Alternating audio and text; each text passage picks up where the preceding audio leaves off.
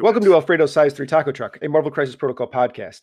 Now with more cold cuts than anyone could ever want. I'm Vincent Curkov. I'm Pat Van Value. I'm Johnny Pastrami. Yeah, hell yeah. Nice work. I thought Nate goes and then I go. What happened? It is Nate goes. Head. Oh, Jesus. Okay. I really thought bots went before me. I think we're going to, we're going to do this over. No, we're in the podcast. You still don't know who you're talking to. I'm Johnny Pastrami. Johnny Pastrami is here because he won the second win 2025. Let's go, Johnny. Hooray. I did it. I'm undeniable. Cool. You finally had to put me on the podcast. And this concludes our Johnny Pastrami segment. You can take off, buddy. All right, see you guys later. Yes. Bye. In other news and announcements, CarlCon tickets are on sale, carlcon.net. There's like 20 tickets left. If you want to go, you probably need to buy a ticket pretty quickly here. It's in February. When is it exactly, Nate? It's February 21st and 22nd. Same location as last year. Great Escape Games in Sacramento, California. So if you want to escape your snow and shitty weather that the rest of the country has and come to, honestly, quite nice weather, come to Sacramento in February. It's going to be great. Yeah, and then you can spend the whole day indoors in a place that would be the same temperature no matter the time of year. Hell yeah. But the event will be fun. Yeah, but you're not going to have to walk or drive through snow to get there. I guess that's true. You might not even have to have the AC on. Ooh, that would be nice. Are there any other news or announcements? No. Oh, if you have an Alfredo's Size 3 Taco Truck sticker, you should take a photo of it, of where you put it, and put it in the Second Wind chat. But also you should read the announcements thing in our Discord before you do that, because boy, of the like 10 people that actually did it, like 6 of these are usable. So I should definitely put it in my feet, right? Yeah, I mean, the feet one's actually one of the more usable ones, unfortunately. That is wild. Schmidt followed the instructions. Because the photo has to be straight on the taco truck thing because of how it will work. You guys will probably have seen it before this. We'll see. You can always crop them within reason. I can, but like, a lot of them are the like... angle's too far off. It's going to not work for the... Yeah, the angle is the more important part than the centered part, right? Yes. Well, and the other problem is a lot of people are like, have cropped it for me already, where it's like the tires are touching the edges of the frame. And I'm like, this doesn't really work. Like, I know what the taco truck thing looks like. It's about where you put it. Anyway, that's too much inside baseball. What are we talking about today, Nate? Fucking, I don't know. Second Wind. This guy won it. Yeah, Johnny, why'd you do that? What do you have to say for yourself? Well, I decided to play a good faction finally, and I got pretty good at the game with this good faction, and then I did it. I won. So hell yeah! So for those listening at home, or those playing against you because you just make up names for every single rule you have, that faction is Apocalypse. That is correct. Yes. Well, Servants of the Apocalypse. Oh, but yeah, yes. Whatever. Wow. Yeah, it's Apocalypse. Speaking of making up names, jeez. Wait, so Johnny, you know the official names of everything and you just choose not to use them? Yes, correct. That's right. I think I could name all of the war horsepowers or whatever. And yeah, your horsey powers. Ooh, Pat, what are the war horsepowers? The war? What are the horsepowers? Yeah. They give you superpowers. What are the little card? Yeah, add superpowers. What are the names of the super? Name one Apocalypse leadership superpower. War, pestilence. Yeah, but the superpowers they give you. That's fine. No, I don't even know what they do. Oh, I don't know those names either. I know like what the titles. I've played map to. one like I know game what death against does. I know what war does, but I couldn't tell you the name of the superpowers. Yeah. Okay, Johnny, we're gonna put you on the spot. Okay, I might have been bluffing. I know death is created to end. Yes, correct. Pestilence is fart, I think. No, I'm pretty sure that's the official. I think that's right. Yeah, I think that's right. It's like Pestilence Cloud? No, I don't know what that one is. Okay, keep going. Fury is the war one. Yes. Yep. And then Vanish is the famine one. It's like Vanish into Dust, I thought. Yeah, it's Vanish into Dust. Yeah. Okay, pretty good. The Pestilence one is Consuming Blight. Okay. Classic. All right. Now that you're saying that, I remember. Like, I see that on my card when I'm saying fart. So this is all ringing a bell. They look very similar. Yes. So what made you? You've been playing Apocalypse for a while now, like at least in Squad Goals. I mean, you were playing them in Squad Goals, right? Yeah, so I played them for like leading up to Squad Goals. We were figuring out, like the meat men were figuring out like what model or like what to bring for our team, and Apocalypse like fit really well, like for me personally, just because I had come off of playing prior to my like Red Skull Cabal days. I was playing like Webs, and that was just like a synthesis of like Red Skull Cabal and Webs, right? Because it's like a very like focused like attrition team that can do like some work there, and then they also have like just great scenario play. So it just like felt like a good fit. It's very flexible. It can kind of do whatever you need. And I'm like definitely a player that like I don't always have like the best like game plans and stuff. I just play a little more reactively. So like having like this flexible like mess of models and teams just felt right for me, I guess. And then with that, it was just like that team and that faction just fits so well within our like team composition, because we had like Avengers that was just taking all of like the whatever models, and then Schmid was on Midnight Suns and he took everything else. So basically, like I had the pick of the litter for all of like the mutant models, and then the other two like had to fight over stuff. So that fit really well. And then after that, I like after playing like APOC for a while, I did well with him. We won Squad Goals, so I've taken down all the taco majors. Go me. That's right. Yeah. Yeah, but yeah, and then from there we after like the meta or like the big errata happened and everything, I was like, well, I'll just take a break on it. Everyone's gonna be playing Apocalypse. I can just kind of come back later when everyone's like not playing it as much. And then I played like the criminal, like the Shadowlands Daredevil criminals, and that was fun. And that was like kind of like a back to like scenario or like not scenario, attrition like play style. Yeah. And then it was like, well, this is okay. I can like, even when I make the right choices, the dice will just sometimes betray me, and that felt terrible. So I was like, okay, let's just go back to something that's like good. And then for now, and like for the past like month and a half now, I've just been playing Apocalypse, and it's felt right. So Yeah, and Apocalypse benefited from the errata and so forth too. Because I mean, the Gambit getting buffed feels like a big deal for them, right? I mean, I guess Toad got nerfed. They did. So that's the Toad nerf is meaningful, but I thought yeah, that was like the one bad. that pushed me away a little. Yeah, because like Toad was my beautiful son, and he just felt like he carried so many games for me. Yeah. And then him getting nerfed was like a little sad. So I was like, oh, poor guy. But then like it turns out Gambit's really cool as his magic. Yeah, Gambit, with, like, Gambit the buff, is crazy. So. I mean, like the magic buffs, to me anyway, the magic buffs feel fine, but not like a gigantic difference. Like you're obviously happy to have them, but the Gambit being so much better feels like a massive deal. Like he already does so much damage on his own, but then with having rerolls and the horsey powers, he's nasty. He's a real pain in the ass. Yeah, and both of those are like so good on him too. Like the famine hop lets you like basically like just get action compression, which is great for a guy who's really good at hitting things. And then like death, this lets you kind of go over the top on some models if that's like your option. And you can play both of them, and like that's honestly like the biggest choice now in games for me is like picking, if I have like a viable like famine and death model, picking which one is which. And that's like a real meaningful choice finally, which is kind of nice, because most of the time it's I'm playing these 4 models and they already have their set roles. So yeah, that was something that I noticed about your play at Second Wind.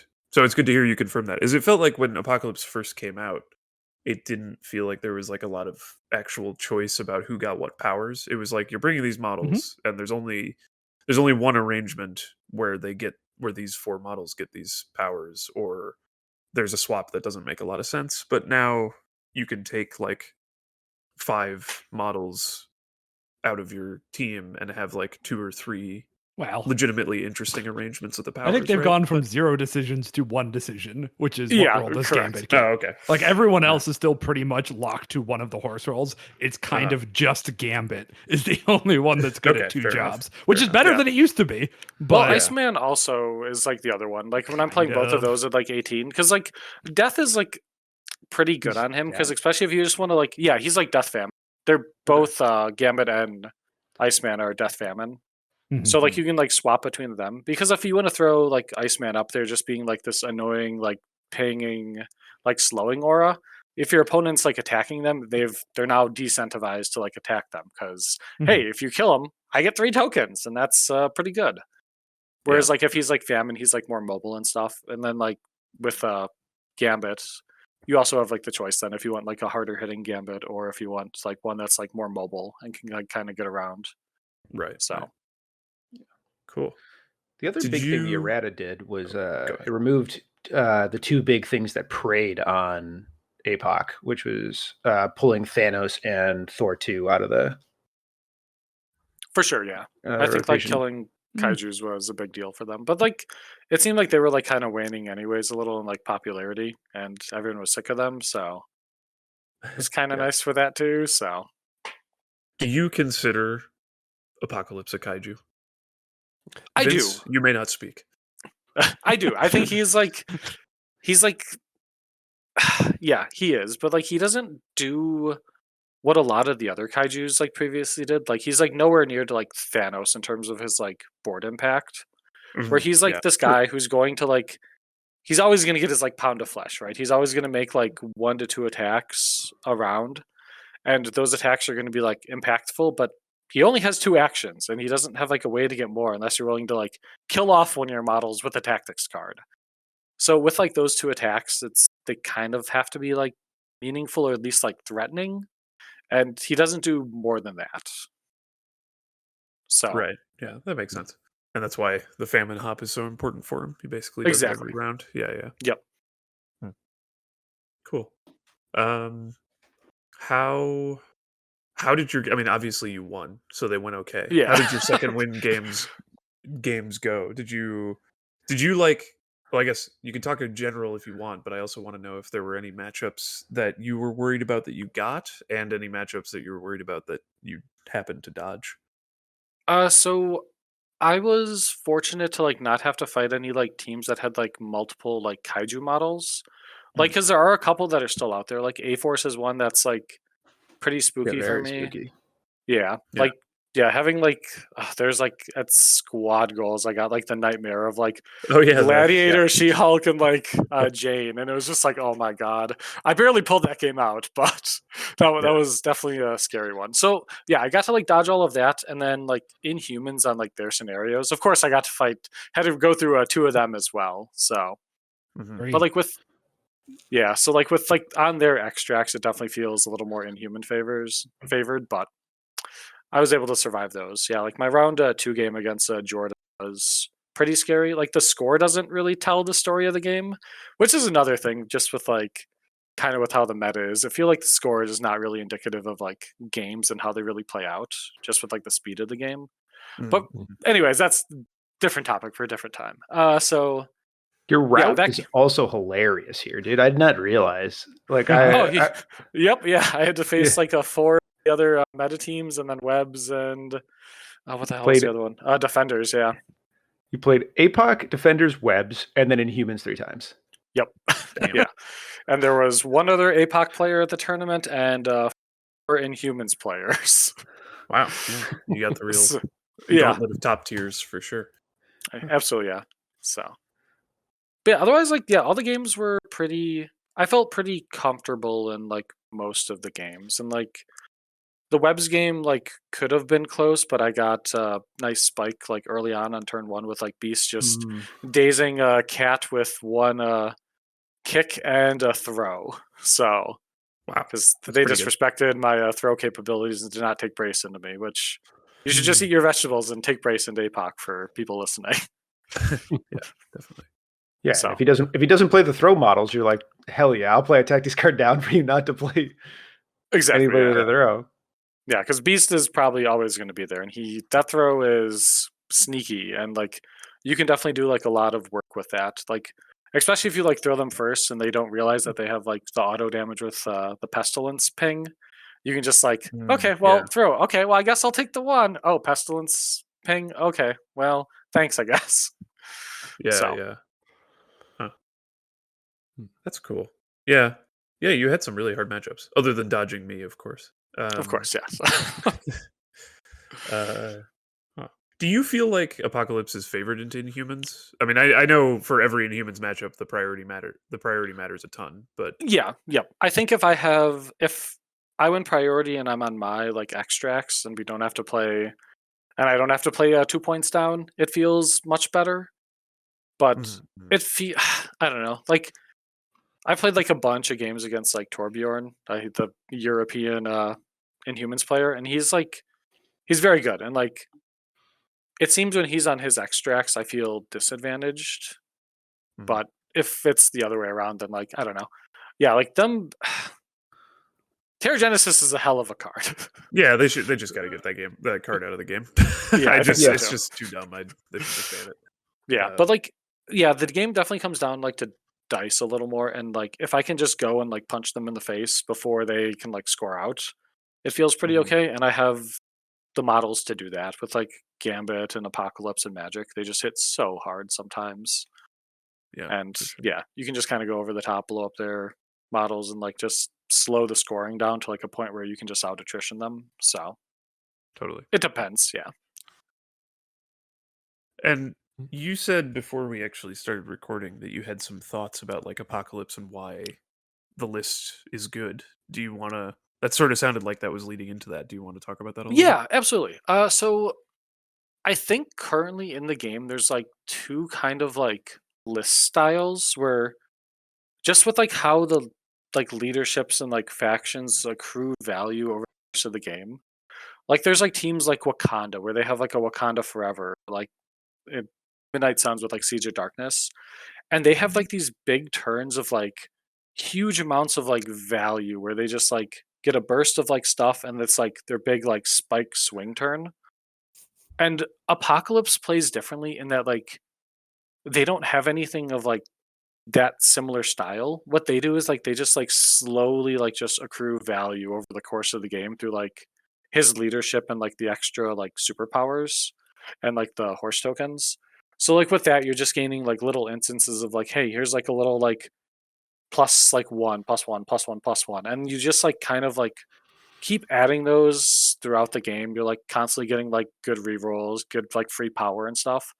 And as those things like accumulate, you are gaining like more and more advantage. And it feels like with where the game is at right now, there's not like another team that can like kind of match you even on those like big like spike turns that can like get like the same amount of like work and like advantage that you're getting, if that makes sense.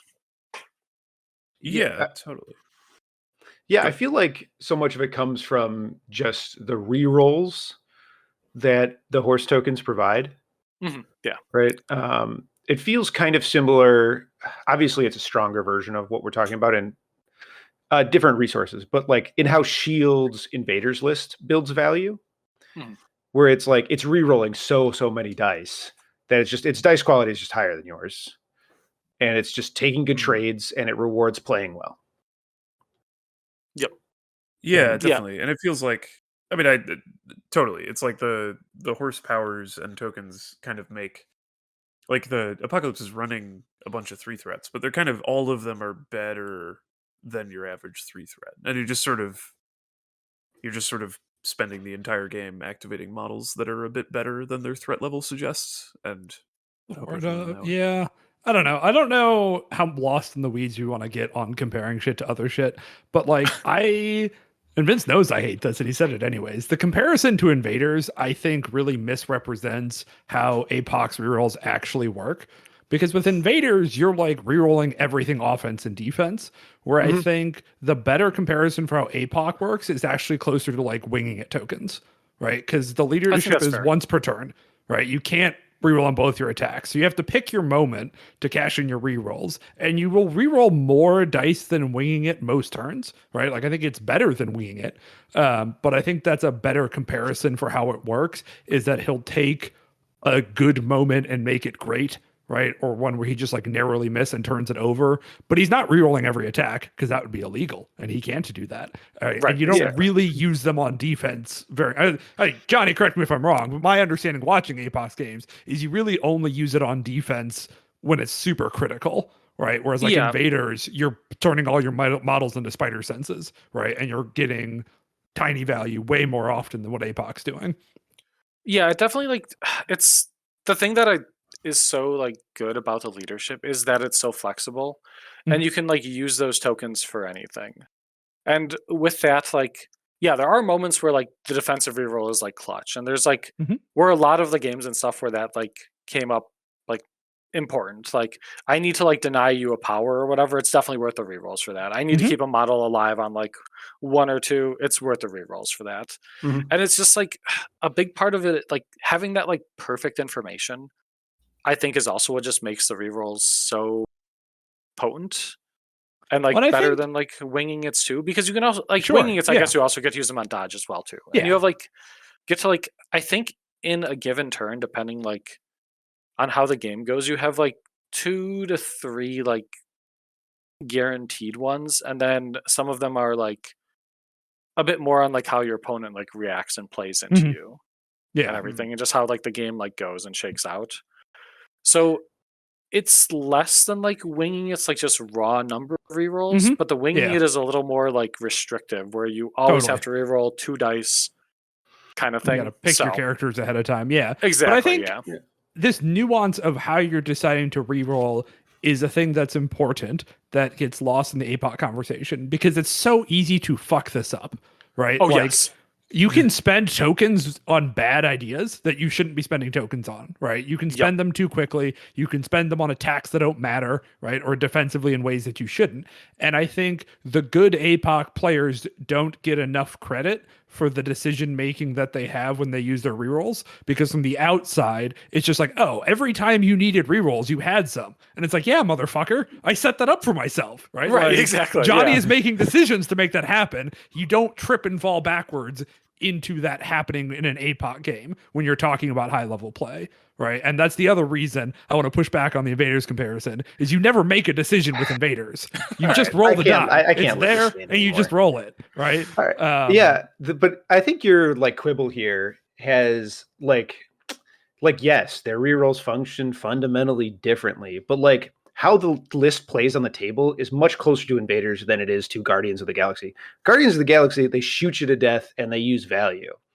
APOC is playing a scenario tempo game, the way that like Shield Invaders is playing. Okay, I was only comparing the reroll methods, not their game plan. I agree with you. Shield has a closer game plan. That's not what I was doing.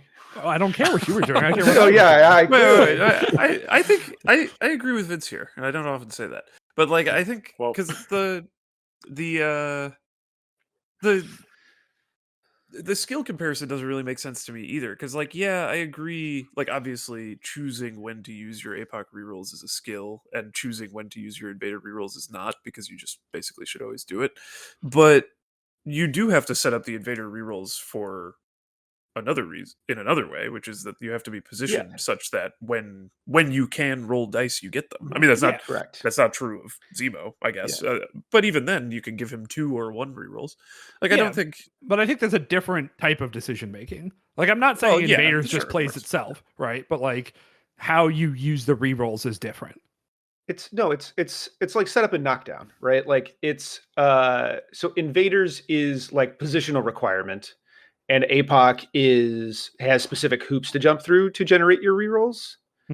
And like how many you have access to fluctuates. It's not like Invaders stand in double bubble and just blast you from across the table, right? You're like in 1 reroll, in 2 rerolls, in no rerolls, and you're like swimming the like stream of the game as the tempo of the game dictates, which is similar to like how APOC kind of swims through his game, in that like he's playing fundamentally tempo. Like he's fighting only to gain advantage, not for supremacy. He's trying to just like get points and hop through enough hoops to have enough rerolls to be able to have the resources to win the game. And like I think like how Shield navigates a game is like it's like they're like they're 2 different flavors of ice cream, but they're both ice cream, right? Whereas like, freaking like Wakanda and Webs and like the big swing turn factions are like chocolate cake, right? Like they're just like they're still a sweet, but they're doing like a fundamentally different thing. which is how I think Guardians of the Galaxy fits more in that category, even though their leadership functions. Let's move. I give similarly. up. We have you should way because off you're the road wrong. here. Well, I'm trying to talk about why No, I there's do not want Johnny to talk about his list. I want to have this fight. So, like, I'm trying to talk about why the APOC leadership, I think, is misunderstood by a lot of people who play against it and have never played APOC themselves. Right? When you're fighting APOC, it feels very differently about how many rerolls you think you have versus what your opponent feels. Right? I don't give a shit how Shield wins video games. That's not what we're here to talk about. Right? And I just think that there's a lot, like if you watch APOC players closely, there's a lot of really small micro decisions that go into using those rerolls that are kind of invisible from the other side. Right. It's, I guess you could say it's emotional, like how Loki one feels very different depending on which side of the table you're on, where he's really annoying or non-existent based on how things are going. I just think there's a perspective miss that people who don't play a lot of APOC don't understand. And it took me a lot of games of APOC to understand how to spend tokens, how to earn tokens, what's worth a token and what isn't. Yeah, I agree with that. Yeah, because I've like definitely like with like my tenure in like Shadowlands, I've played against a lot of like APOC players, and like it definitely felt, I guess like because I had all the experience, I like knew the same like what decisions to like force them to like make or not make and everything. So that like felt kind of good. And I guess yeah, like there is so much like nuance, and like token generation 2 is always a thing that's like in the back of my mind, is like how am I going to get tokens back? Where do I want to be on tokens? Like how many do I need for like the next turn to like kind of like build my plans and like build out from there, and just like setting up that like economy and everything. And yeah, there's a lot that goes into it, and like you can definitely like tell like the strong APOC players from like the ones who are like learning and like starting to like figure things out. And it's not just like, hey, I'm playing Apocalypse, this is easy mode faction. No, it is, I think like it's one of the factions, and I think it's like such a well designed one that it like rewards players, like skilled players, more than like a lot of other factions do. Because there's like so many like micro decisions, there's so much to like think about. Like even in list building, you have to like figure out like what horseman you are, and that's just like step one. And then like actually playing them like on the table, and like how to maneuver them, position them, and get the most out of every model is more apparent in like this faction than a lot of the other ones I've played. I do think of the like scary top tier shit that we've had in the course of this game, that APOC is one of the harder ones to pick up and get going. Because, you know, it's kind of like what Vince was saying, where his win condition is not dominant scenario or dominant attrition, right? His win condition is getting the most value out of these characters that all, like, the way Magic and Beast approach the game are very different, right? And you have to get the most out of both of those models to win games consistently.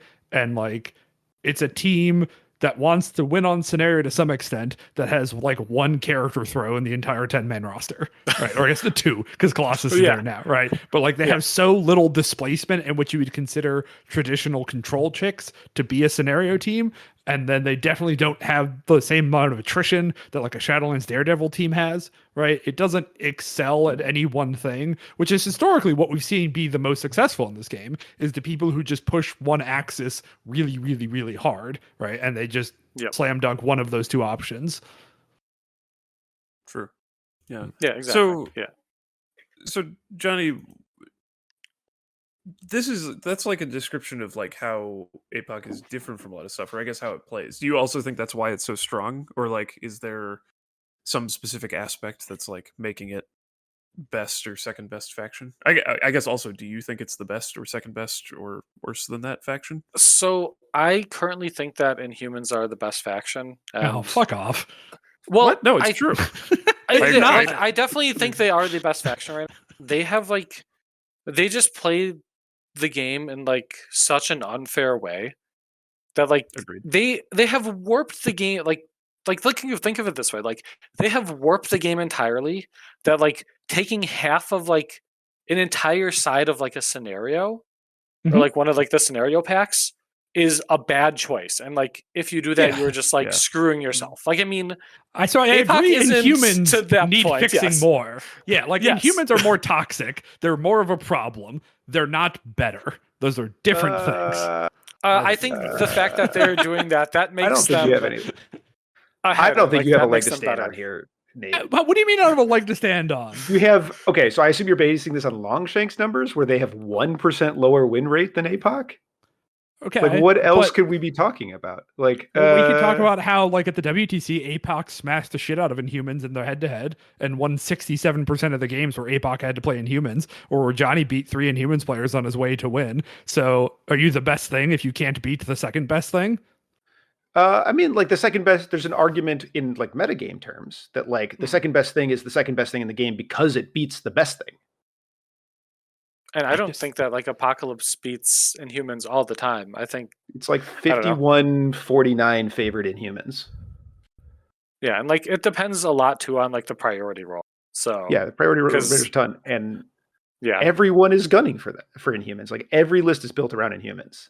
yep, right, and, that like, makes you trying king to deal dog. with whatever. Yeah, and like I think too, just like Inhumans just literally getting to cheat and play. They only have to play to 14 scenario points. Yes, On like half of the time. scenarios is that's a hell of a thing, right? I don't, Yeah. I don't know And, how like- deep we want to go in this Inhumans rabbit hole, but I also, if I'm just all like taking objection to the things people say in discourse, saying Inhumans get to cheat and play to 14 is really confusing to me when there's a bunch of VP cards that you can play. Like Usurp the Throne is still right there if you also want to quote unquote cheat and play to 14. And like I agree Terra Genesis is a problem because it's too easy to too do easy. what it wants to do. Yeah, like it's Exactly, too that's consistent, why, it's too yeah. easy, that kind of thing. But the cheat to 14 is just like, well, a lot of people can cheat to 14. Like the problem isn't the bonus VPs, it's that it's too easy to do what it says on the card. Right, exactly. Yeah, like which is you why have to we're- jump through hoops for. Well, I agree with you. Nate. Usurp We and should stuff, make it yeah. harder to cheat. Like I don't understand. Yeah, we should. it's Like, called a obviously, cheat it should be because harder to it's cheat too than it easy. is, I agree. yeah, like it is like a just a Terry- point and click thing or whatever. Like you just like, oh wow, I have my perfectly like calibrated like attacks or whatever, and I can just like control damage, especially with like Inhuman reroll too. You can like oh no, I'm gonna kill you. What if I reroll that die and I suddenly don't? Oh wow, you're on 1 HP and I have this 3 power. Okay, I'll take my 87.5%er to get 2 VPs. Cool, sweet. Yeah. That was easy. Yeah. So whereas Isn't like it a higher than that? Killmonger Isn't having it like 92? if you're on 1? Oh yeah, you're right. It's 4 dice. Yeah, my bad. Yeah, Yeah, it's it's 4 dice, it's 92.5. Yeah, okay, even better.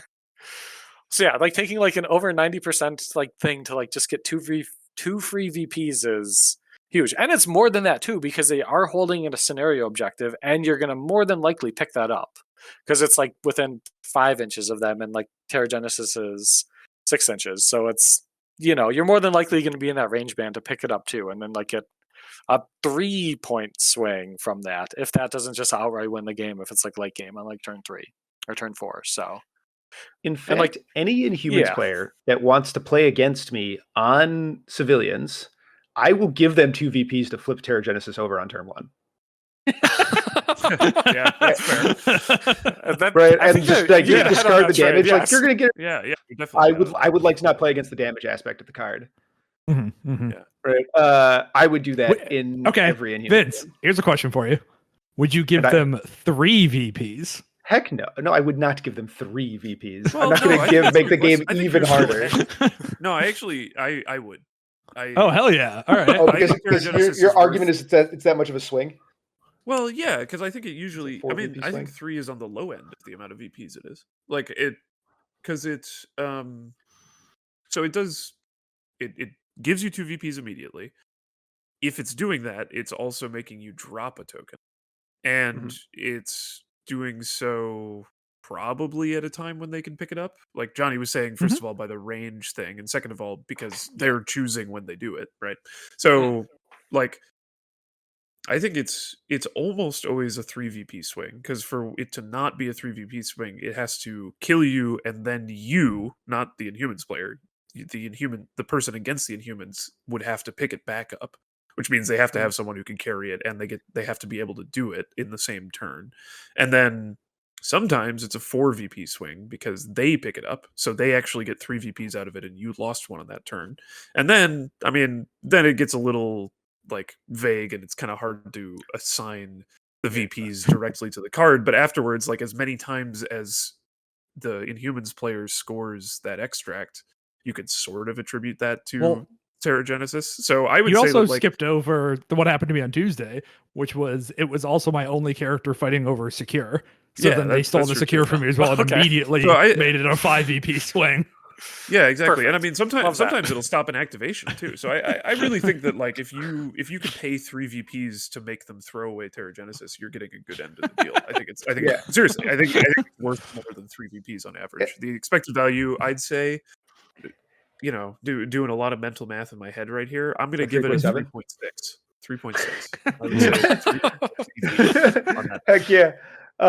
And like, yeah, I mean,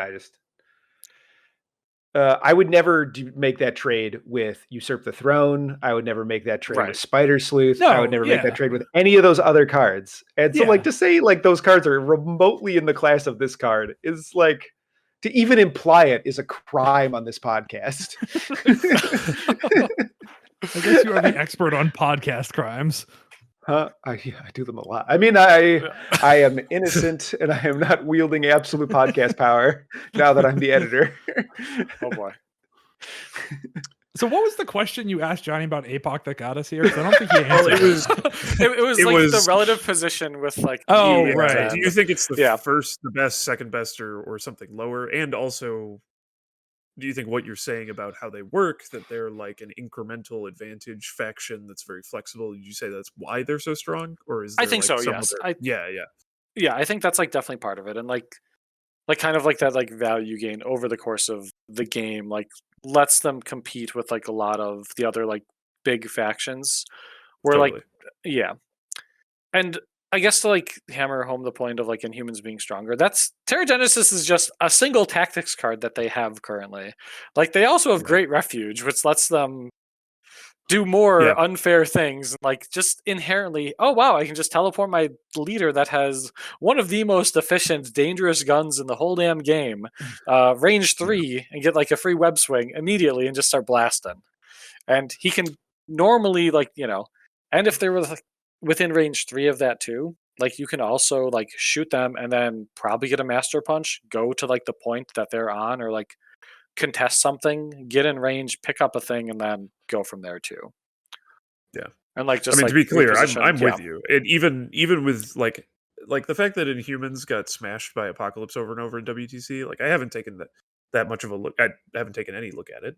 Nate just told me this stuff for the first time, but kind of feels like a skill issue to me. I don't know. On somebody's head. Don't know if it was, but I think Apocalypse. I would put Inhumans and Apocalypse comfortably 1 and 2, and then I think so too. I'm not totally sure what my follow up would be. There's some options, but yeah. I think I would go CS. I think I've been convinced. I think I would CS definitely is have really CS strong. in the top tier for sure. If Yeah. maybe number 3, yeah. And I then think I think Wakanda's that's up there end of top too. tier. I think Wakanda's up there. I think Webbs is up there. I think CS up there. I think Avengers is at the bottom of the second shelf. Yes. Yes. I think Webbs is probably like just a tier lower. Hmm. I feel like they just get like clowned on too much by like Inhumans and Apocalypse. And Wakanda too can also just kind of like eat their lunch if dice go good. So Yeah. they feel strong, but not at like those like 3 or 4. So Webbs gets to beat up like criminals in our like top shelf or whatever. So yeah, I don't know. I think that it's Inhumans and Apocalypse either on a shelf by themselves, Yeah, no, or 100% maybe there. CS is with them. No, absolutely. But I not. think it's Get out like of here. kind of on the bubble for me. But I think I would comfortably put them on their own up there. Like, because I also don't feel like CS needs touched. Yeah. And True. I think Yeah, the other two I would like to see something happen. But also, like, I think APOC could be solved by the Crisis Pack changing. Yeah, I do too. And I think that's kind of like, I don't agree with that. Ooh, okay. I mean, yeah, that's Like Johnny, go Yeah, first, and then I'll say my. yeah, Johnny, tell us Okay. why I'm right.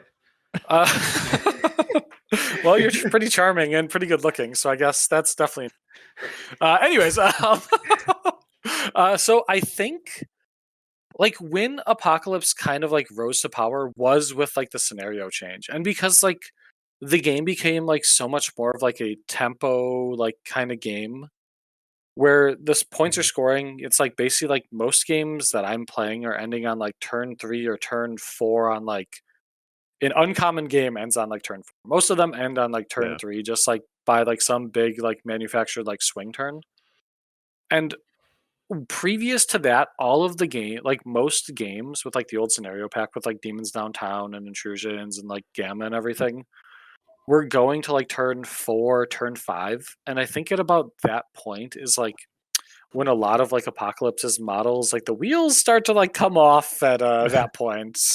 And like your models are like wearing down. Like you're not the best attrition team. And you really feel that as like the game goes longer and the game progresses.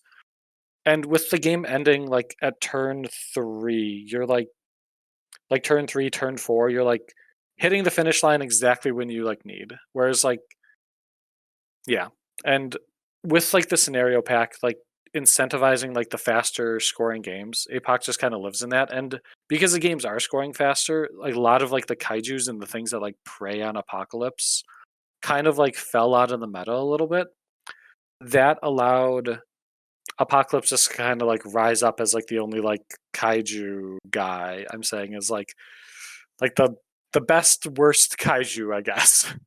Because he's like the only one like left. There's like a couple, but like he can like him and his team can like deal with other like single kaiju lists pretty well. It's like when they like start like stacking and multiplying is when things get out of hand for him. Yeah, I think that makes total sense because I think that like Mhm. it's like there are I think there's only 2 models in the game that you can kill in one turn, right? It's just Hulk and She-Hulk. Am I forgetting something? Like that they start with what they start and then Yeah, they're it's off just the those table two. in one turn. It's just those 2, right? And Yeah. I think that like when games are ending faster, you it's really hard to play attrition versus wide stuff because you just need more turns to get rid of stuff, right? Like things like Apocalypse and Web Warriors are really hard to fully attrition off the map when the game is going to end in 3 or 4 turns, just because there's Apocalypse's models are a little bit more tanky than average, and then Webs are a little bit more tanky than average, and also there's fucking 10 of them. And so you just don't have enough turns to kill all that stuff, right? And so that's like naturally when the game is going to accelerate, that naturally is going to get stuff that are scary to Apocalypse, I think, off of the table because they like, if it was a slower game, yeah, exactly what Johnny said. If it was a slower game, you would end up losing just on turn 5 or 6. But you're so Yeah, strong then you're like in the down first to 3 like turns. 2 models at that point, and then you just can't do the scenario stuff that you would need to like close out the game. Yeah, we've talked about the podcast. I think including in the last episode, but certainly in real life, we talked about this a lot around Second Wind about how the game just like feels faster, and most games are ending on turn 3 or 4. And I Yep. hadn't connected it until today, but I think that is a big part of why I basically never play iHulk now, is because I think iHulk really would prefer to play games that are going to turn 5, because if you get 5 turns of iHulk, that's probably killing most of the opponent's team, even if he flubs once or something like that. But if he flubs once and you only get 3 turns of iHulk, that's probably not enough to justify 7 points of big green meat. Yep. So anyway. Yeah, and then like to like kind of like compound or like on that, like with like Apocalypse or whatever, like you don't need to like fully kill models. You just need like key dazes on like the big turns, right? Right. And it's much easier to daze a model than fully KO it. Mm-hmm. And yeah. There's something earlier you were talking about, is that how like teams like Wakanda and Midnight Suns who have this like big card play, like in Like the those big burst cases it's turn both kind of things, yeah. Yeah, it's both Siege and Wakandan Siege. And it's just occurring to me now that like that type of play style is also going to be worse in shorter games, because I think, well, I don't know. I gotta think about this for a little bit, but I'm having trouble explaining exactly what I'm thinking. But Okay, you think about basically, that. Oh, sorry. Go ahead. yeah, good. No, Vince, go. Save me. Johnny, do you think if the new scenario packet came out and it was 4 turns, 5 turns instead of 3 turns, 4 turns, that APOC would fall off his pedestal, or do you think it would have to go to like almost always 5 turns? I think like Or 4 where do you turns. think it would land? I think 4 turns, 5 turns is like would put him like more in line with like a lot of the other teams, and there would be a lot more like play and counterplay to like kind of like compete with him and use like the attrition advantage of like some of the attrition teams to like be able to like beat up his guys and stuff and like beat up the models. So yeah, I think like with that, like it would balance things a little more because like just like the fast pace of the game, like APOC is like his like kind of like his like peak turns are like 2 and 3 with like just how like the game works and like how he's getting like all of his like advantages and everything, and that's just like that's his like best spot, and that's where like most of the game is being played right now with like the current scenario pack. Mhm. And it just kind of like favors him like naturally through that. I think I largely agree. Nate, do you still? This all started as we were going to give you a time Yeah, to I'm waiting for my respond, turn. and then we decided not to. Yeah, and then fine. I'm patient. well, that was maybe for the best. I'm going to open the door again. No. So okay, I mostly agree with how Johnny's explaining how APOC works, right? I disagree that a crisis change that like we should wait for a crisis change before fixing Apocalypse, right? So my first argument is that it's super easy to imagine any kind of crisis change that could make anything good or bad, right? Mhm. Like if they replaced all 12 crises on both sides, yeah, sure, anything can be good. But like first of all, I don't think that's interesting. And second of all, I don't think that's necessarily the only indicator of whether something's a problem or not. Mhm. I think APOC is a problem that he is too good at what he's doing because you don't see any other incremental value teams having nearly the same amount of success. Right. He's clearly an outlier in his type of list for doing what he does. Right. And like, I agree the current crisis pack is favorable to that type of play, but APOC is cashing in so much harder than anyone else doing that. Right. And so I think that is a sign that no, you can't like, yeah, sure, the crisis change might make him bad, and then a bunch of other things are going to be even worse. Right. But I think he is shown to be an outlier to his peers that needs to be tamped down regardless of what the crises are. Because, yeah, he could fade into obscurity, but then he's just a problem waiting for the crisis to change a second time. Right. And then he's back to being a menace. And I think if a faction proves to be enough of an outlier that it's beneficial for AMG and the player base to just tamp that thing down. And like, I don't think it needs huge nerfs, right? Like, I think there's a lot of levers you can pull. And I don't think like, I've seen people getting real mad about APOC wanting to change a bunch of crazy shit. And I just want to like take away his free token is kind of my number one thing. Because I think he's more interesting if he has to work for all of his tokens instead of getting one for free. And it tones down a lot of the turn 1 bullshit, which AMG's always down for toning down turn 1 bullshit. And like maybe you make Pestilence cost 3, but even that I think is getting into too much of a nerf. So like I don't think it takes much to bring him in line, but I think you have to do something about it. I So think this I sort of largely agree with that statement. Yeah, go ahead, Nate or Alex. Well, I was just going to say this sort of leads into the second topic you wanted to talk about, Vince, which is we've been saying that the meta is good, and it turns out we were wrong.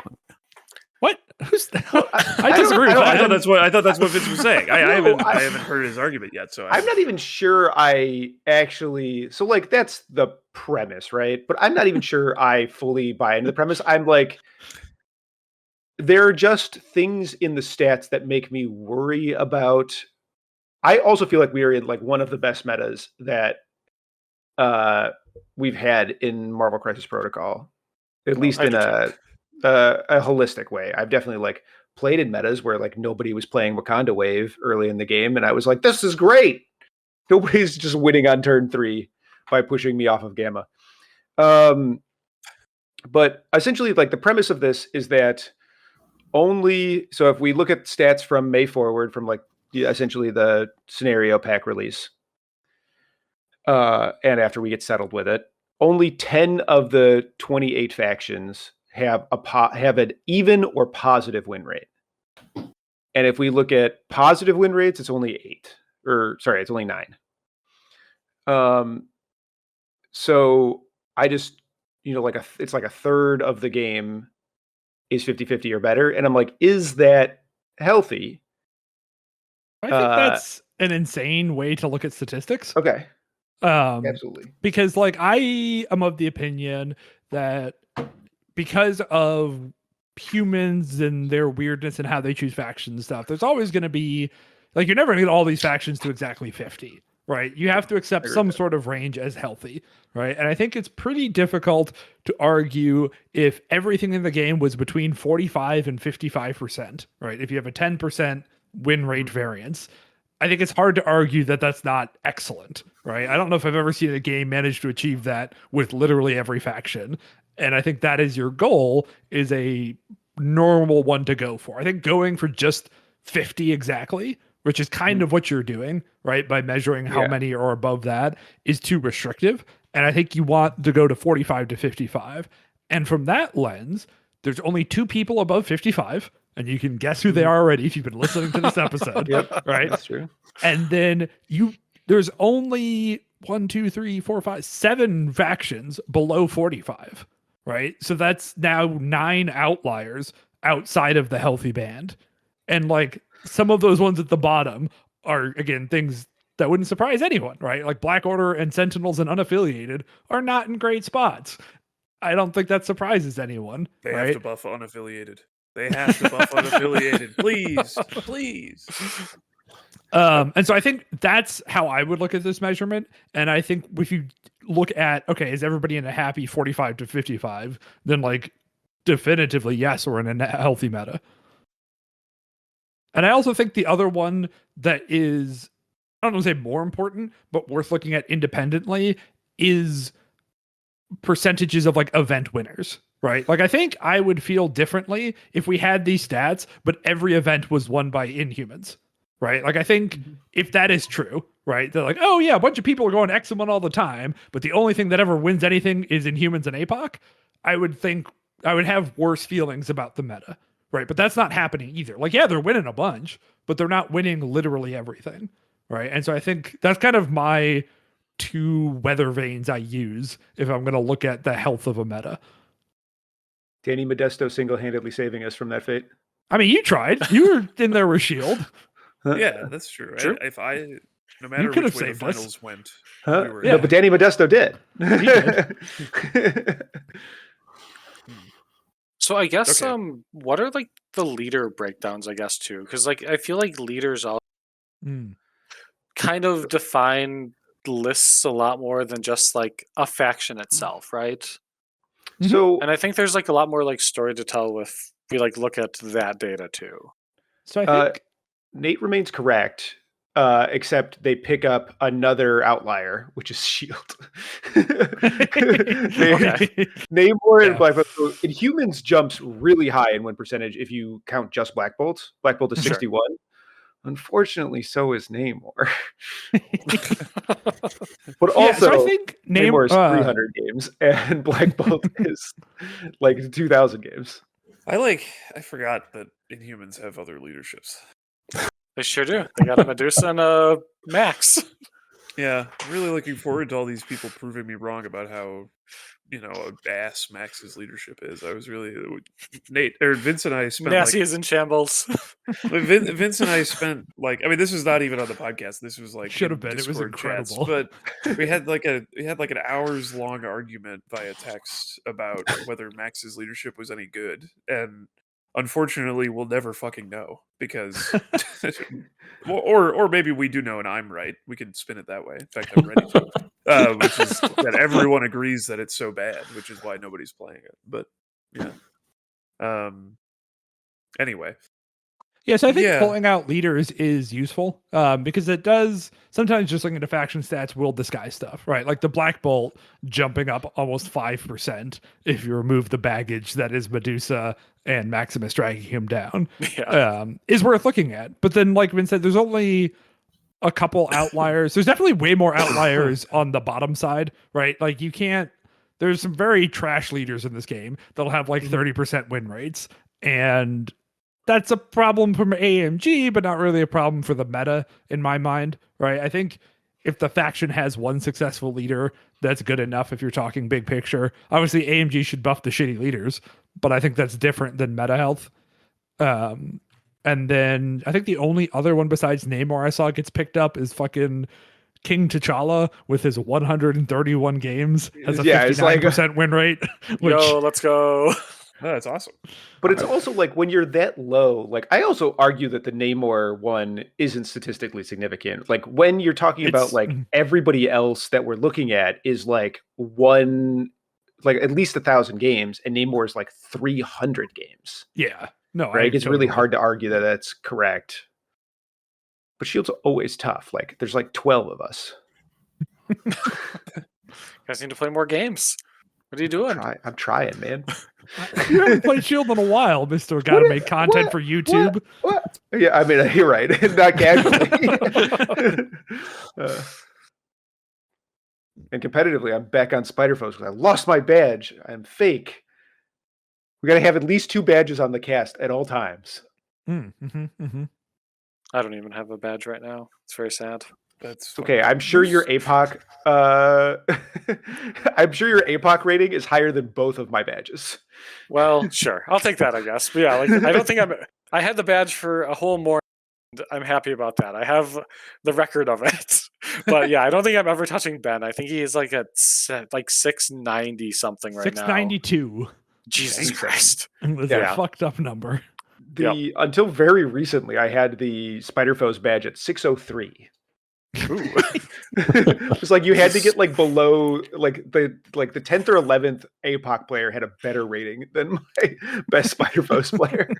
I think okay. I mean, I guess Sentinels kind of ruins it and unaffiliated, but like if we don't count Sentinels and unaffiliated, which are not real factions, the lowest leader I think is DeLuca for Dark Dimension is 576 with you gotta look at the other fake faction of Hellfire Club. Oh, Hellfire Club. Sorry, I missed that. Yeah, 535. And the second place is 451. Hellfire Club badge wide open, people. Yeah. If you want it, it's yours for the taking.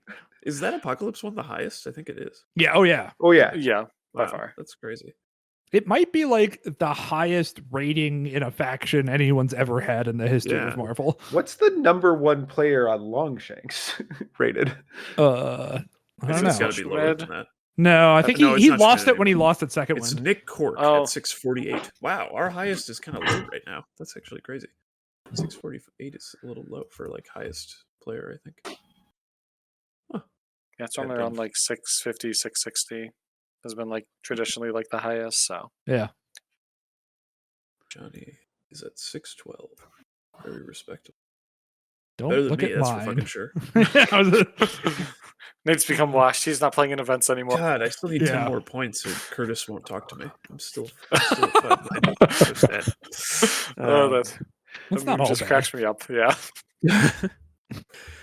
Pat, what do you think about the meta? Yeah, Pat. Yeah, good, bad. Dude, I don't play this game. How you been feeling with your like 10 games of McGinnis? Well, so I almost signed up for the Juicy League.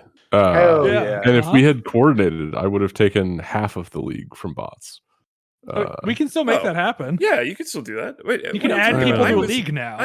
I asked to be dropped from it in a DM that included you. Yeah, I know, and I thought about being like, "Oh wait, no, don't start it without me." And so what if I just add you right now while we're talking, Pat?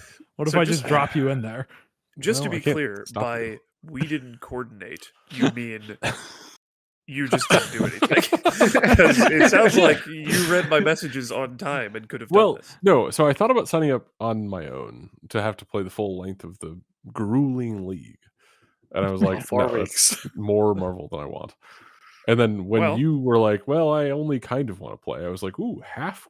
Okay, that's not what I said. I'm gonna miss 2 weeks. I do actually want to play. If you could. Okay, believe well, such a thing, sorry. but- Yes. Okay, so then I'll add Pat after next Yeah, week. add Pat. Yeah, how does Yeah, there you go. 3 weeks strike you, Pat? And I've given you a nice 0-1 record. That's fine. I don't care about that part. I was going to look up Nate's rating versus my rating, Oh, but yeah. I'm pretty sure mine is still worse. Well, Nate just spent an entire year not playing Marvel in I was event. gonna say, He's How gonna many probably doesn't even Marvel have the events do 10 you games think to get out I've of Clown played Town. in the last year. I don't know. Well, I know you played at Because- least 6. So I'm pretty sure I'm still below Nate. well, this is important information that our Yeah, listeners I'm must know. close. I'm close. Yeah. Do you think Rich Mid Gaming's real name is Rich Mid Gaming? 'Cause Yes. it's not a nickname. Well, his middle name is Mid. Definitely. Yeah. Yeah. No, No, I know he has a real last name. It's Rich something.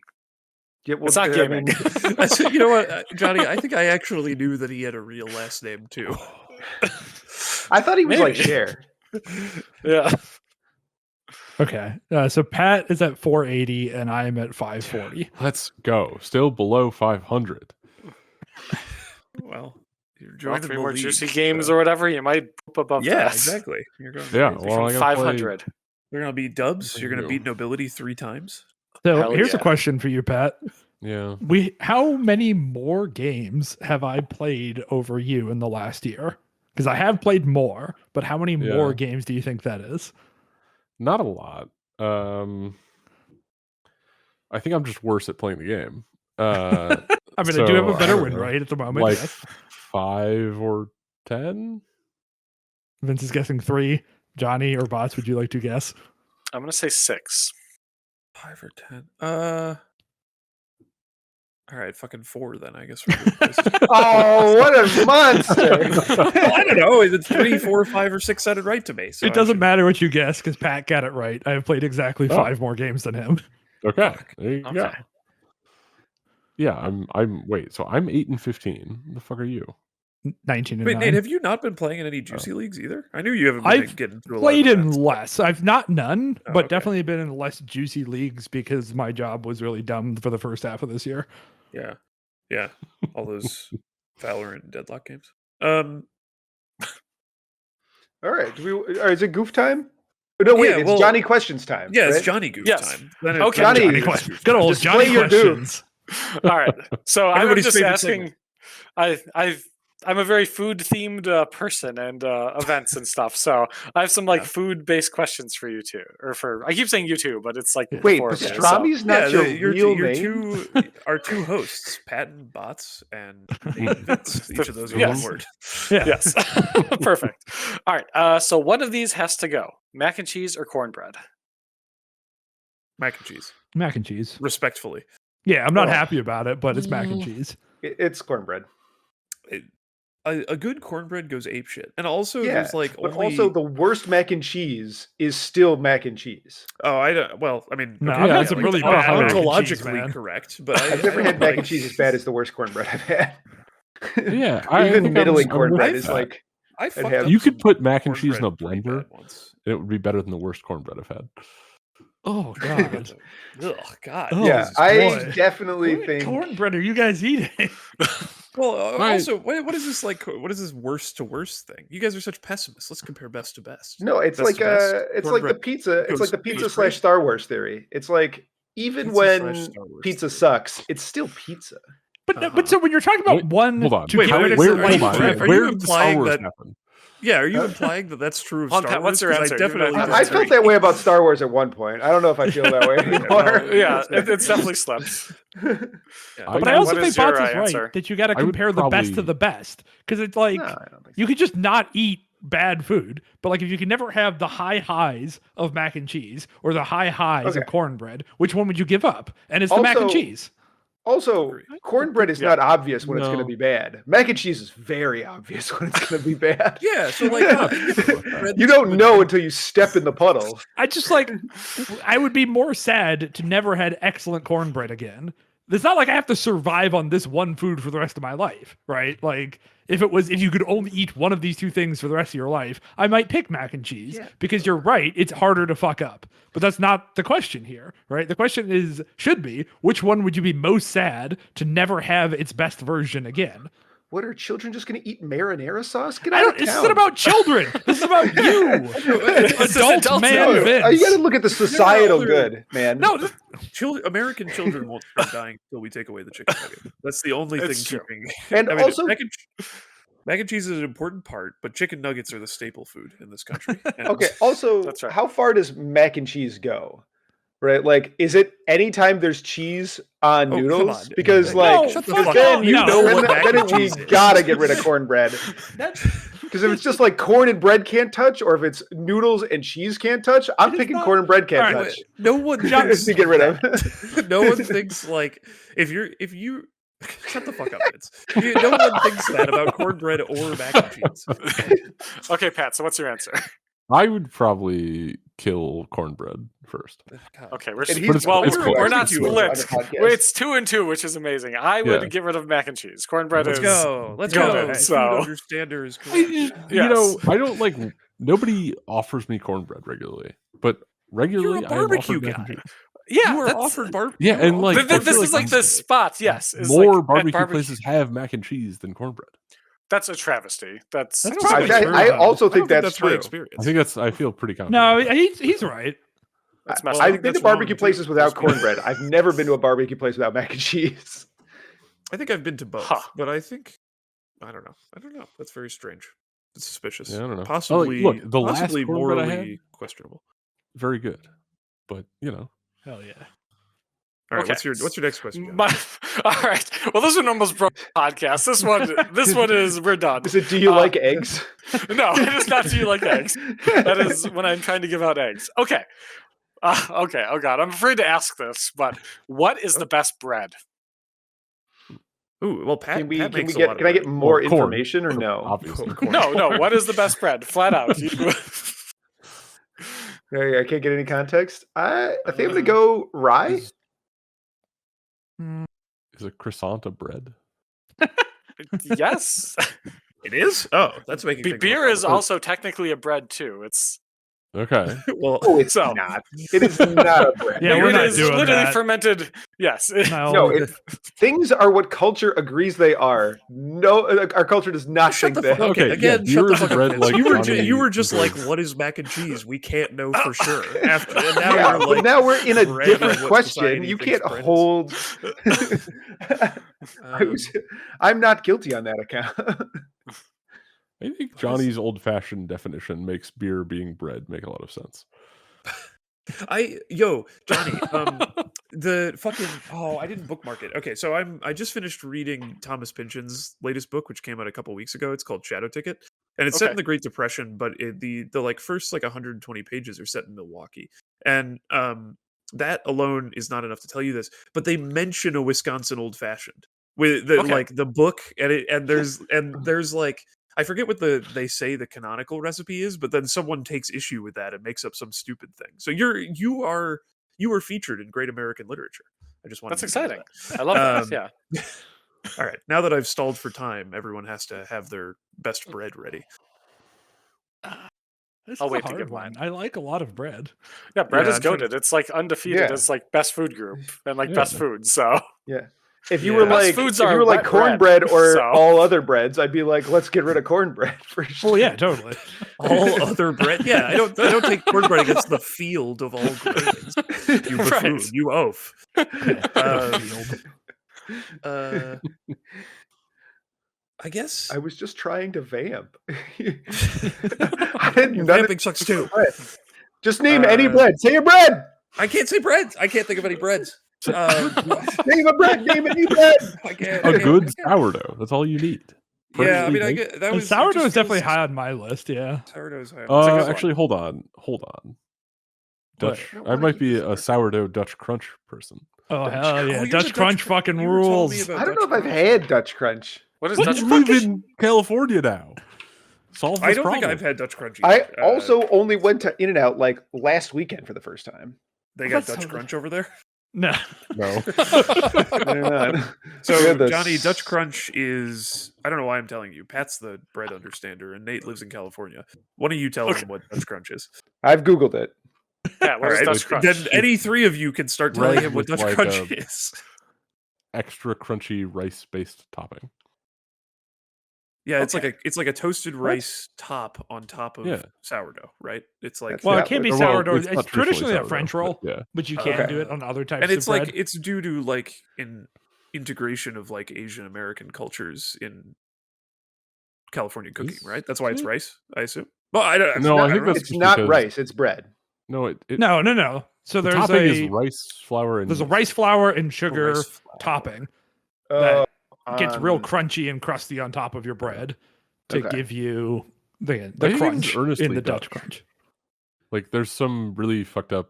I mean, like, these sandwiches look really fucking tiger good. bread. It's word. the best sandwich, but like if you just want like a sub sandwich, Dutch crunch is the best option. But it is very much like a West Coast, like it's a San Francisco origin thing. Yeah. So I think I'm gonna say. Oh, that looks nice. I'm Looking at trying the to picture find the right now. name of this, but there's like a style of bread. It's like a baguette, but it's not exactly a baguette, and it's from like French and French-speaking countries, like France, obviously, but also Belgium. You see it with like Belgian mussels a lot, and it's like a pull-apart baguette that's like extra crispy, and you're supposed to dip it in sauces or soups or whatever. Again, you see it with like Belgian mussels, and I just fucking love that when it comes fresh out of the oven, and then you Sounds dunk it in great. some shit. Does sound I'm trying to delightful. find like a picture of it so that I can show everybody listening.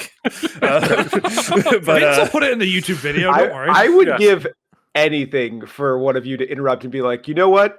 That's a great point, Alex, but I'm going to go with the breadsticks at Olive Garden. I mean, those breadsticks fucking great. You imagine that I'm like offended by Olive Garden's existence. I don't go to Olive Garden, but Olive Garden is welcome to sell mac and cheese to people who prefer it over cornbread. Oh no, that's I your won't- that's your I won't PC stop. opinion. I know the real Alex Box doesn't feel that way. All right, can we get out of this bread segment, guys? Okay, Name well, any hold on. bread. For me, I think Yeah, it's yeah. like a really nice like caraway or like pumpernickel rye for like just Ooh, traditional bang. bread. Solid. I love pumpernickel too. Yeah. But Yeah, pumpernickel's great. garlic Also naan names two is breads. Ooh. best. Garlic the naan best is bread. bread. Well, Yes. okay, fair Naan enough. means Yeah. bread. Yes, garlic Do you know naan that is chai bread. means tea as well? probably ahead of all other breads. Garlic naan What is it that means good, family? but it's not I mean, versatile enough to be my number one. I haven't tried. I might try. Like if I was, I think it is relatively versatile. It's not, like it's up there. Like I'm not. I might fuck around and make like a roast beef sandwich with garlic naan as the bread. now. Dude, that sounds sounds- great. I might so make nice. any sandwich. Okay. Uh-huh. And then Do you put think a little gyro would crispy be rice on improved by garlic naan? Oh, hold on now. top. What would Yeah. be a A gyro? hero. Oh, a hero. A Probably. gyro. A gyro? A gyro? Yeah. No, that sounds Pretty great. good, That sounds actually. awesome. All right. Yeah, that's a great idea. Damn. Guys, I Um, am literally at Any the more bottom of the questions vamp for well. us, Johnny? Pick a No, bread. those are my two questions, and they perform perfectly. So go me. Yeah, very good. So All right, Vince, bring us into. Okay, further they're not news. going to pick breads. All right, we're going on. Wait, who's picking Uh, breads? What? We all picked picked. breads. Who didn't? I think who everyone didn't picked pick bread. Okay, Yeah. my bad. I missed He it. doesn't listen to. All his right, friends. guys. We're gonna do some Family Feud. Are there any objections to Team Chicago sticking together? And we got Team Not Chicago. Yeah, that's the only There sane might way of be- doing it. There might be Alright, some sure. objections in like the Fair Play Commission. I mean, that's the Fair Play Commission is who I'm asking. Okay, so I think like in terms of like knowledge and skill stuff, I think if like Nate and Pat and then me and Bots, I think is probably like the best grouping because like Nate's probably the most knowledgeable with like the least, and I've read like 3 comic books in my entire life. I mean, I've never read a comic book. That's my like running bit, but I actually have read a couple comic books and stuff, and have like some knowledge of Marvel things. So I mean, I think I don't know. it's fair if Johnny, as the guest, wants to pick his partner, and so if Yeah, he wants Johnny, bots, Your I'm partner. fine Who's with your that. favorite member of Alfredo Says Photography? Obviously, Well, you can't I think pick me. So pick your second favorite. Okay. Well, I think in terms of like the skill disparity, I think Bots is and me is probably like the best equal footing teams. Okay. All right. We Sounds get good. auto sort, and All right. Johnny's been put on Team Chicago, or maybe All Nate right. has. I don't know which of us is Team Chicago now, but Cool. And since we have even teams now, I'm going to change the rules slightly. We're going to play more by the normal rules. So each team pick who your fastest a finger person up. players Yeah. going to be. Okay. I will. Me. Johnny, you can. You're the Okay. You're the guest. All right, Okay. sounds So good. Johnny and Nate, do you guys both have your buzzers ready? I do. I'm gonna hit it right now. Hold on. I had. Okay, that's too I early. like that it has a picture of me too. We truly are on the same team. Yes. All right. That's the Alfredo's one. Seinfeld thing. Anyone who's in this Discord can press them and be annoying. Yeah. It's great. All right, here we go. Name a major Marvel Crisis Protocol event.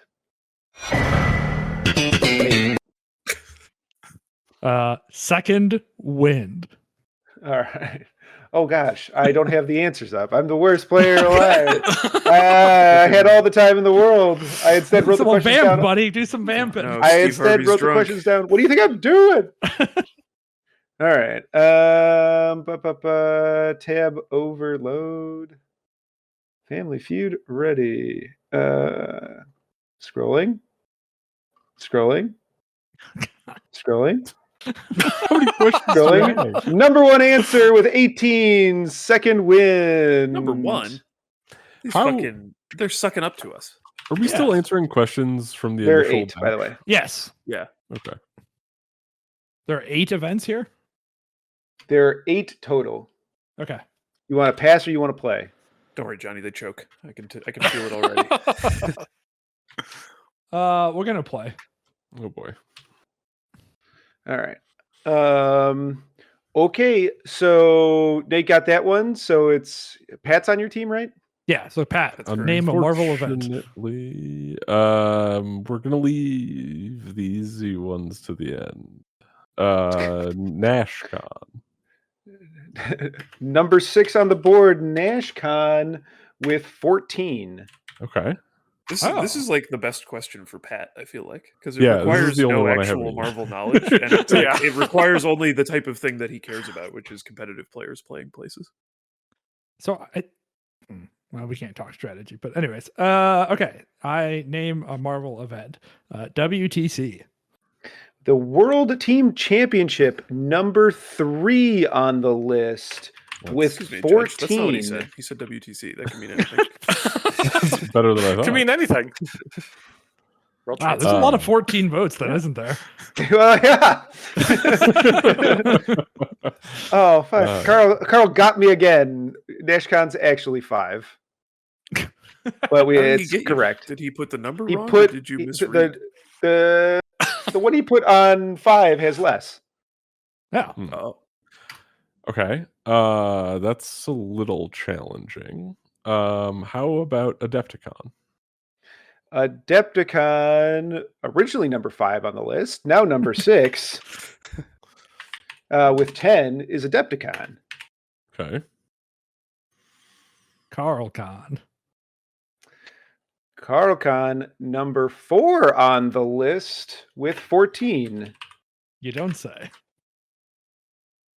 Okay. We're gonna hope that Squad Goals is number 2. Squad Goals is not number 2, but is number 7 with 9. Okay. What about an LVO? this is where the choke Right, happens. right. Well, That one is LVO could be anything, but we're going to go Las with Las Vegas Vegas Open. Open. And that is going to be number 2 on the board with 15. One left. Yeah. All your strikes remain. This is the best I've ever seen you guys do. Yeah, This is pretty the massive, easiest yeah. question. This is the This easiest last question one we've is a done so little far. easy question, tricky, yeah. though. I know what it is. I've seen it in a dream. What else exists? The British Weekender thing. That is what it's called. The British Correct. Weekender thing. I The think that's London close. Weekender. And I think Yeah. that's close enough. The Mutant Weekender is number 8 with 7. Let's go. Damn. Fuck. That's not what I would have guessed. Good work, Pat. That's not what I would What- have guessed either. what I were did you not gonna see it in a guess? dream. I was gonna guess Everwinter. The I was fuck going to is guess that? Stone Table Flip because we have a lot of Texas people in our Discord. But Yeah, that's fair. That's true. That's a good guess. Yeah, I think it's Hell on yeah. here because Tweep. I'm impressed. I had no strikes used. Insane. We get bonus Boo. points for that, right? No, you sure don't. But you Yeah, get a all full 100 points. Yeah. 100 points. All right. So let's get on to question 2, and we're gonna pull up the other 2 players. What is going on? Yeah, Pat? What is- Well, Pat. the fucking hand signals don't work, apparently. That one works. Okay, yeah, the other one All doesn't. I right, don't know why. gosh. Every time I'm you're so every glad we're time doing your this. camera Blurrier has and an blurrier. I have hand- effect, it's just I don't like have you hand become signals. incredibly pixelated. Yeah. All right. Okay. So we've got what Pat and Alex up here. Nope. Try again, Vince. Yeah, yes. Okay, sorry. Yeah. Wait, No, that's he's correct. right. What? To buzz. Oh, Yeah, for for buzzing buzzing. off, Yeah, yeah. yeah. Sorry. Nope. Yeah, I'm yeah. wrong. Yeah. No, Sorry. Not maybe who's buzz. winning. So who's up to the podiums. Yes. Mhm. Hands on your buzzers. Are you ready? I'm ready. I guess. I guess. Okay. Name a rule that most players get wrong. Alex. The order. How would I say this rule? I know what I'm thinking, but like, I'm I'm going to give you some leeway here, but there are 8. Yeah. Yeah, Eight? order of like the resolving crisis effects before or after player effects between rounds. Like I don't know how to say this, but Well, that's going to be a strike. fuck. I surrender. Dropping the All ball right, for our esteemed Pat. guest. That's all right. Yeah. We'll get the Your next one. rebuttal. So how does this work? If I get it right, do I get to choose if we have to play or are we forced to play? Correct. You get to No, choose. you get to choose because you're Okay, still at the so podium. all right, that's fine. I'm gonna I go call you with. Podium Pat. I hope so. Let's go with like the attacker versus defender reroll ordering. I will give you number 3 on the board, attack sequence. Okay, sure. That's We take those. People, why Dude, do people do say you know that, how but many- they didn't. They So didn't say the crisis thing. this thing is there's a lot of like us combining stuff here because like people wrote all kinds of nonsense. Yeah. Yeah. Attack sequence has 12. Okay. There's 8. Okay. And so then Perfect. Pat gets to decide if we're. I do not want this. All right, then pass it. Yeah. Good choice. Get out of here. Yep. Get the fucker out of Alright. here. Oh god, this means All we right, have to so- take this because this sounds like a We have to quagmire. take it. Yeah. All And right, it goes Johnny. to Johnny, right? Oh boy. All right. I think it's just good radio for you to pass it because then Johnny gets to play. Yeah, that's fair. Jeez, what rule? What's the? It's like what rules people most commonly get wrong. Yeah. So you said timing attacks or like attack sequence. Jeez, I don't know. God, this is like so hard. I know it's Uh-huh. hard also to know how general or specific it can be. Exactly, too. yeah. It's just going to be generous. I'm going to be pretty generous here. Yeah, go Okay. general. I'm gonna say like roster construction. Roster construction is not on here. That's going to be strike 1. Sad. I'll go with declaring leadership. Declaring leadership. I'm going to go strike 2. Oh This is my a- god. This Yeah. is going to be an exciting list. Like what? Oh yeah. I don't even know. Tactics card timing, I guess. Tactics cards timing. I'm going to go strike 3. What? God. Okay. What did people say? I don't understand. Yeah. Like I don't understand what this meant. All right. Pat So and we're- Nate, get we're one allowed of to them and you discuss steal all like yeah, you're allowed to discuss this one. Okay. Oh, what is left? One of these questions was a little bit harder than the other question. Yeah. Right. Well, if they miss this, you guys get 12 points. Thanks. I mean, if we just Let's ace the other one, we go. got this. Then. So this could be our all little right. buffer we need. terrain explosion size. What do you mean? Wait, hold. What does that? So nobody like the thing where when you throw a piece of terrain at people. Oh, like what destroys what? Yeah, where like if Okay. you throw a size 2 at a size 2 piece of terrain, it doesn't explode anymore.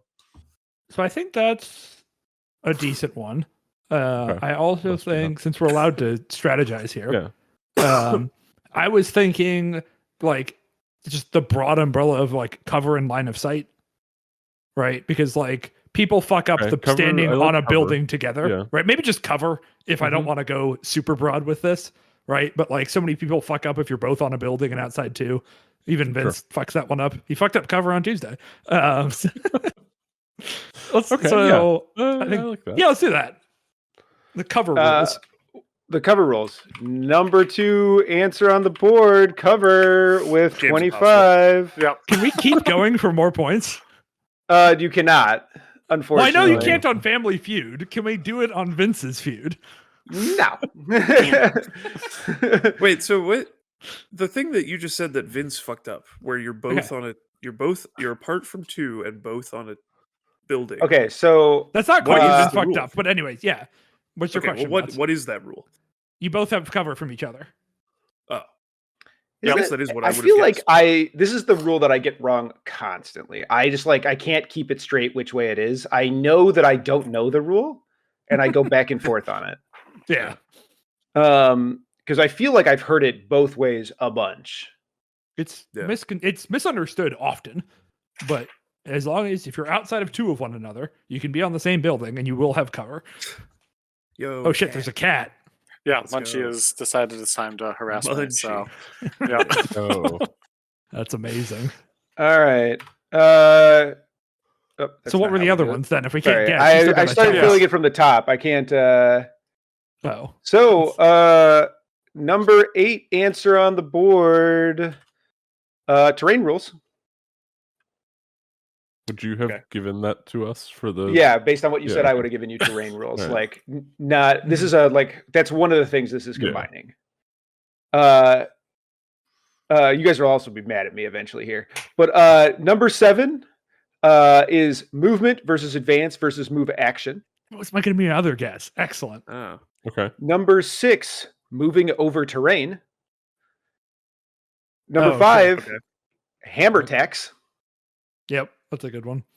Number What 4, is there to misunderstand? People just play it wrong. Yeah. yeah, Okay. I mean Yeah. that's Well, the question was, what are rules people get wrong? Yeah. Playing it wrong. I guess.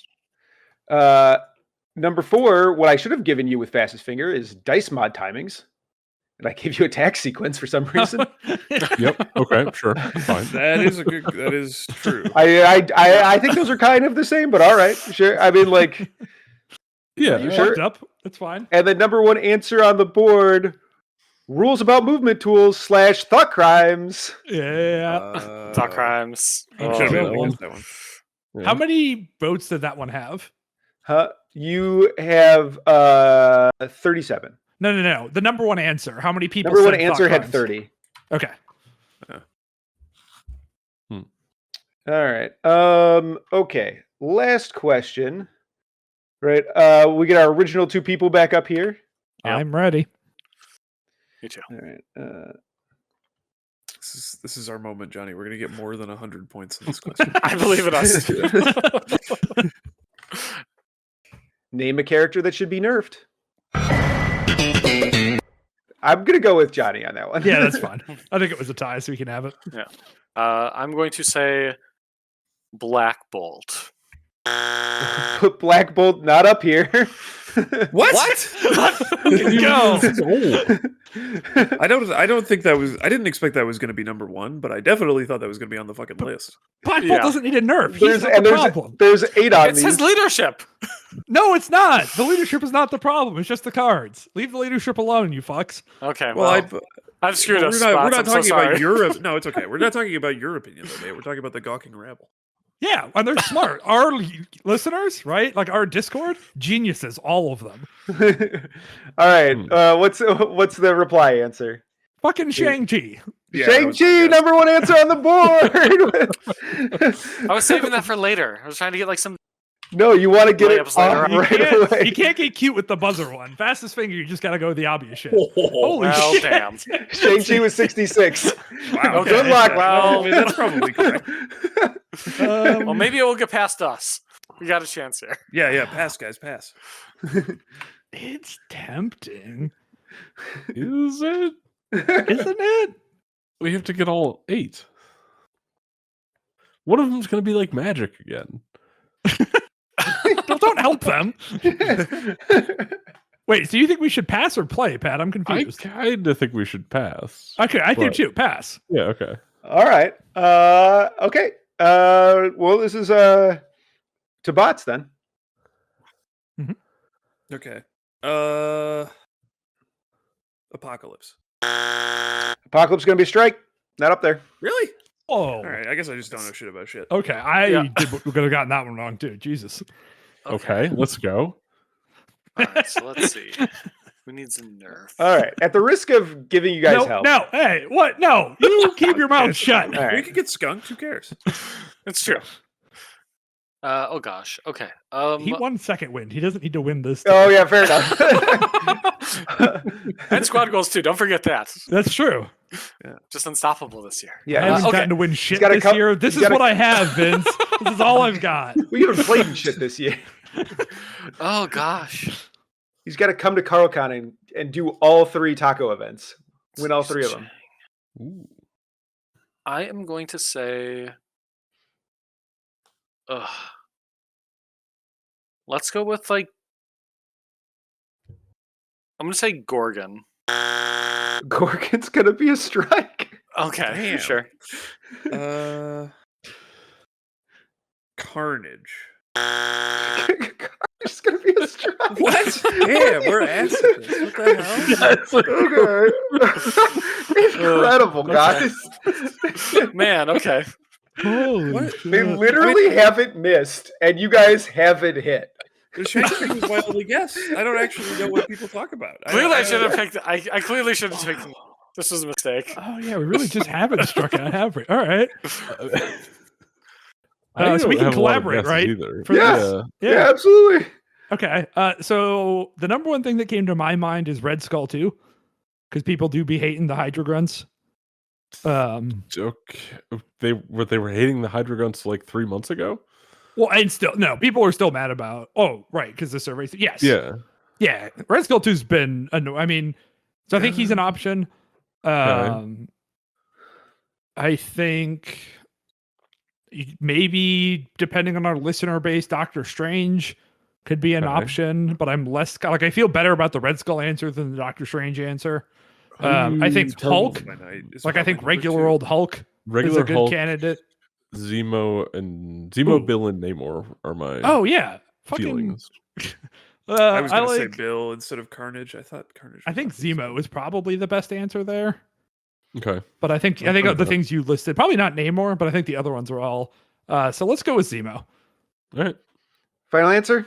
Yeah.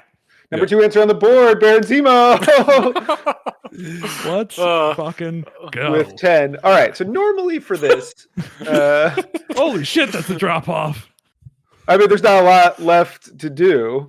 Nobody even plays Baron Zemo. Like, What I mean, are I you do think talking about? Some people play Whoa, that hold guy. on now. It's like Well, the I mean, there's- second most yeah, played there's- character in the whole game. Is that true? Thank you Yes. for updating the score. I appreciate it. Yes. All right. Normally you go from the bottom up to reveal things here, but I think it's just way funnier if we go the other way. Yeah, I agree. So number 3, Hulk with 8 votes. Okay. Yep, that was on our list. 8 votes. Number 4, Dr. Voodoo with 6 votes. Oh, I forgot about Voodoo. Yeah, That's a good one. Yeah. Number 5, Namor with 5 votes. Wow. All right. I was wrong. Number 6, Red Skull Master of Hydra with 2 votes. Oh. Oh boy. All right. We're in the fun zone. uh, All right. Number 7 with 1 vote. I put it Dracula? Dracula?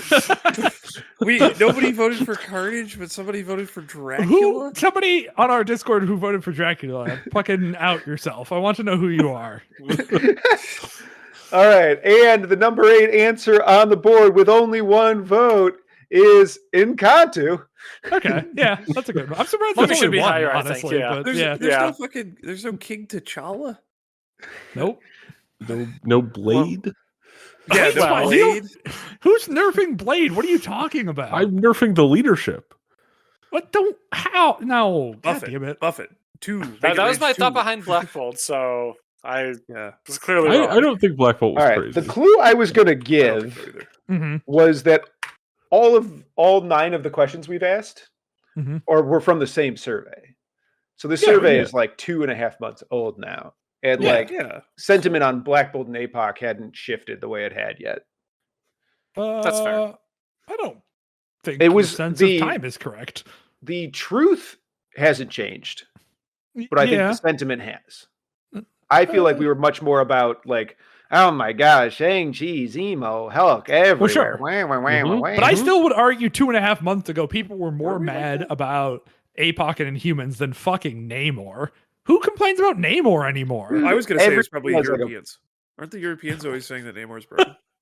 Probably. Are By the they? Europeans, you mean the Iowans? Yeah. What are they but the Europe of America. I don't know. All right. Have we been a size 3 taco truck? Well, hold on. What was the final score? The audience should know. What Oh, the final score score, is. yeah, sorry. We should know how we got like really smoked. Yes. important. Team Fake Chicago, 0 points. Team Real Chicago, 213 points. Well played, guys. Yeah. And with that, I think we've been a size 3 taco truck.